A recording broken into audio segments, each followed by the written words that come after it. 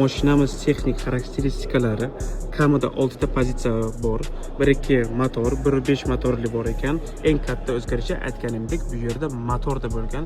Bu haqida yana alohida video chiqaramiz, to'liq ma'lumot berib o'tamiz. Ozgina vaqt ishingizga to'g'ri keladi. Bitta orqa va oldi qismini hozir sizlarga ko'rsatib o'taman. Mana shu birinchi oldi qismi bo'lyapti, do'stlar. Mana avtomobil uzunligi, juda ham avtomobilimiz uzun bo'lgan. Haydovchi tarafidan oldi qismini kelib ko'rasizlar. Mana oldi qismi qanday bo'lyapti. Mana bitta yo'lovchi tarafidan ko'rsatib o'taman sizlarga. Mana marhamat.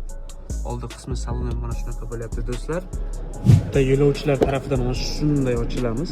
Nima sezishim mumkin, shunaqa yumshoq va yopilishi, lekin mashina yangi bo'lgan sabab salgina qotib qolyapti.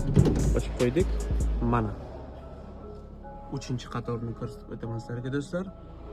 Mana shu o'rindiqni tushirishimiz mumkin, tushiramiz, qo'yamiz va bemalol odam orqaga o'tishi mumkin. Mana umuman bitta salon qismini ko'rsatib o'tyapman, do'stlar. Ko'rishingiz mumkin. Mana